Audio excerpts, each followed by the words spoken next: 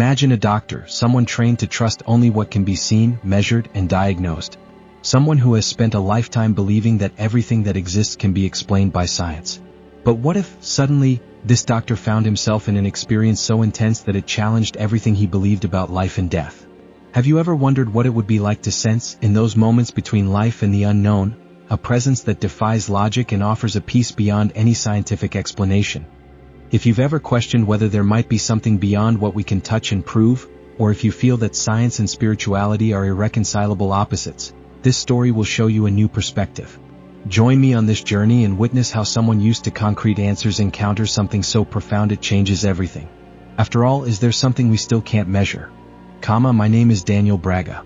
I am 52 years old and have been a cardiologist for nearly 3 decades. From a very young age, I was fascinated by the workings of the human body, the precision of organs, and the infallible logic of biological processes. In medical school, I found something that filled every gap in the knowledge I was seeking. With a scalpel and a stethoscope, I felt that I could touch the truth, a truth I believed to be absolutely concrete, measurable, and, above all, verifiable. Throughout all these years of practice, I never looked beyond what science could show me. To me, everything was explainable, and what was not, eventually would be. I saw spirituality and faith as a refuge for those who couldn't handle randomness, a way to seek comfort in what they didn't understand. And me? Well, I didn't need that. I believed that if something couldn't be seen in an MRI, heard in an ultrasound, or detected by tests, it simply didn't exist. My life was intense, and I took pride in the security that medicine gave me. This security was the foundation on which I built my career, my identity, and, honestly, my own faith. Yes, science was my religion. I knew where I stood, and because of that, I thought I had the answers to everything.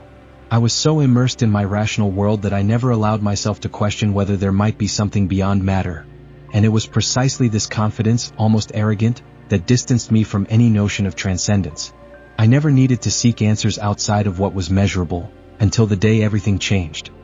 The shift was intense that day, but that wasn't unusual for me.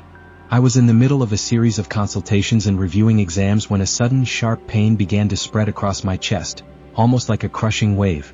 My first reaction was to take a deep breath, thinking it was muscle tension from the long hours on my feet.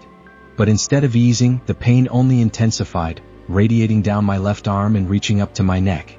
Each breath became more of an effort, and, for the first time, I felt what patients described to me in critical situations.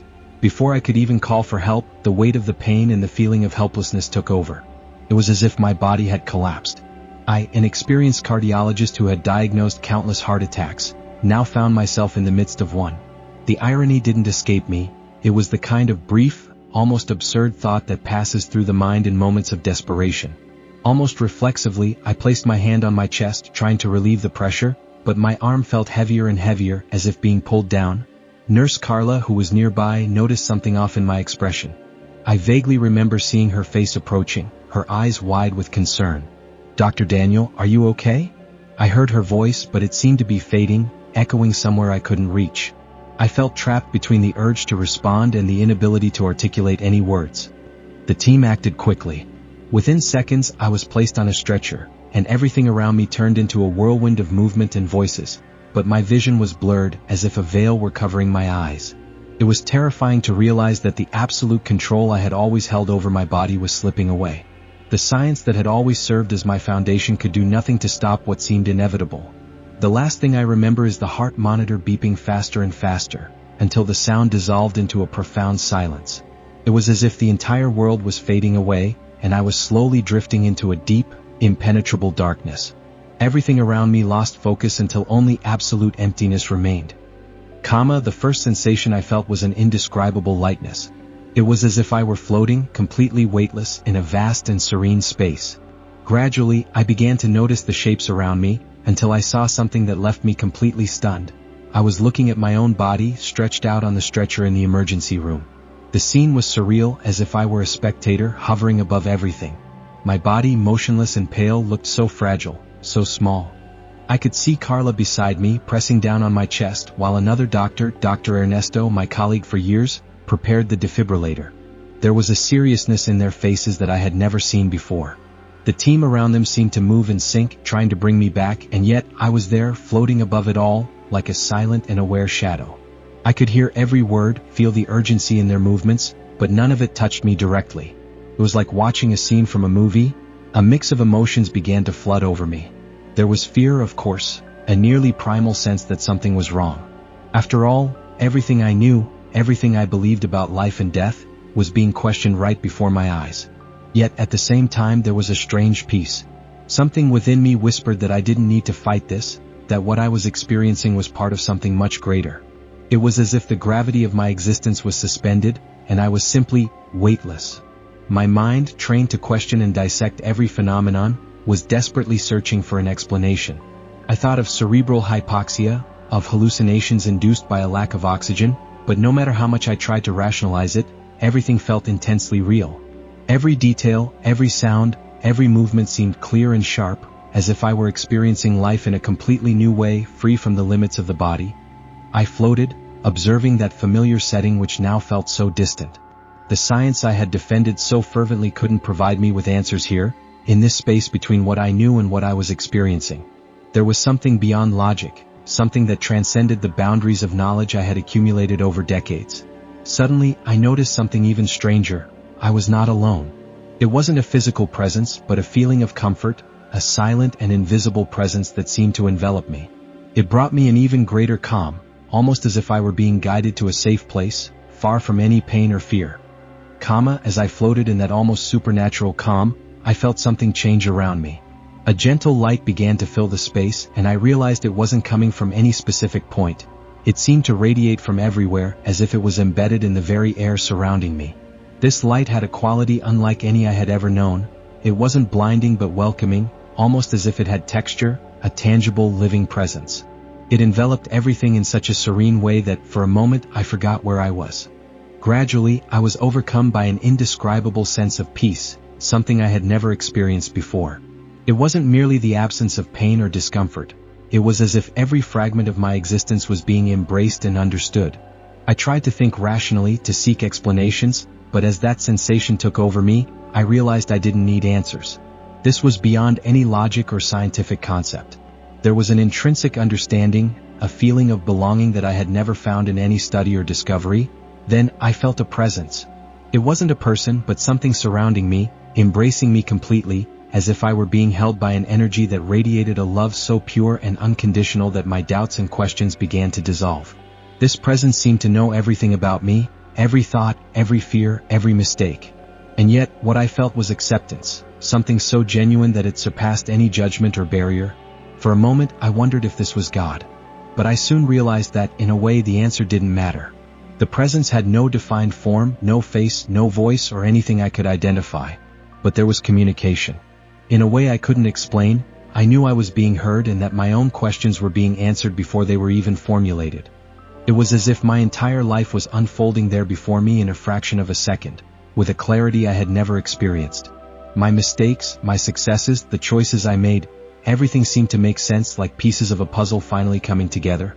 There was a sense of purpose, that every experience, every pain, and every joy had a greater meaning, something beyond what I was capable of comprehending until that moment. Logic, which had always been my foundation, had no place there. This wasn't something I could measure or prove, it was something I simply knew.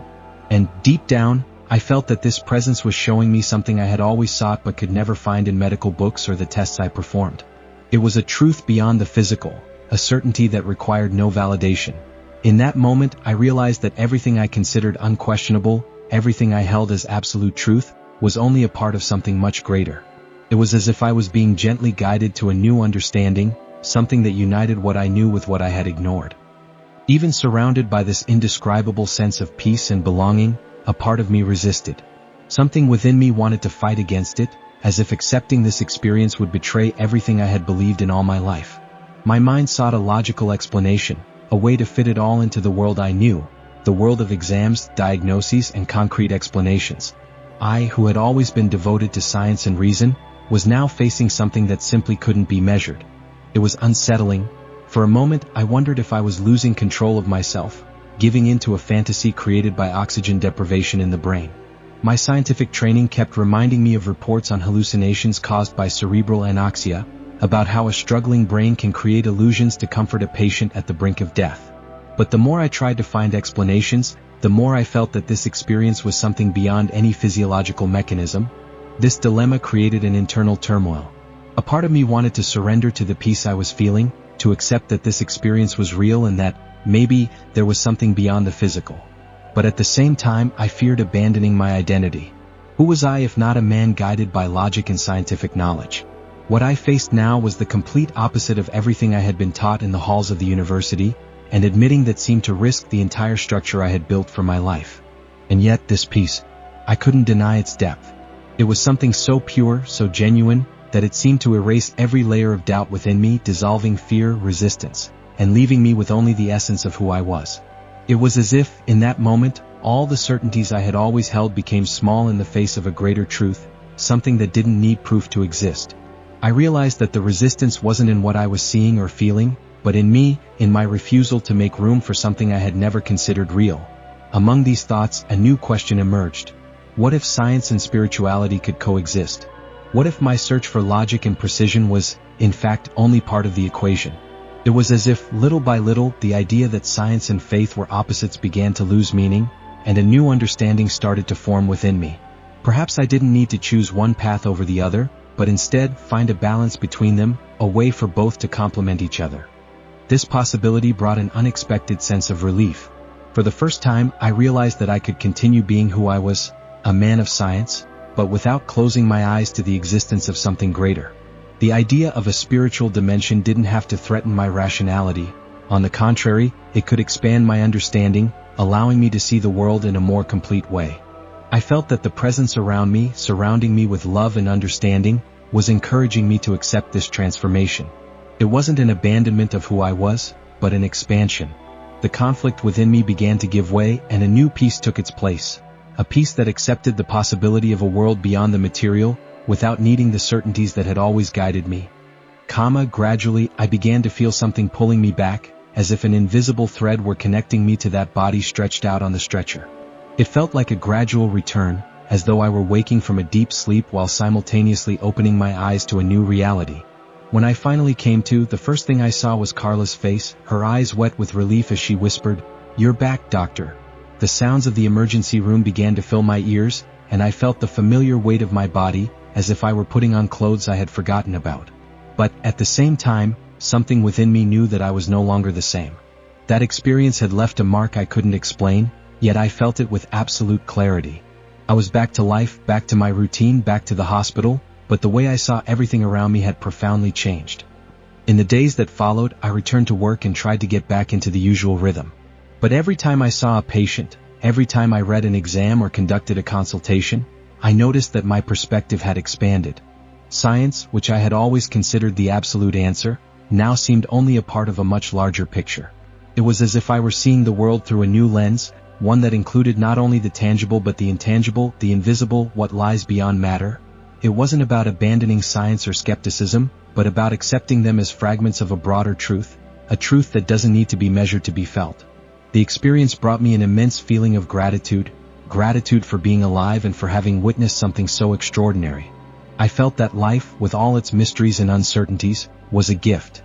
Looking back, I realized that experience brought me a peace I never imagined I could feel. I found something no formula or test could translate. A connection between what is visible and what lies beyond. Today, I see that science and spirituality don't have to be opposites. They can walk together, side by side, expanding our vision of what it truly means to be alive. Life is a mystery, and perhaps the greatest mistake is trying to understand it completely. May we open our hearts and minds to what we cannot see, and discover its depth in every moment. Did you enjoy the video?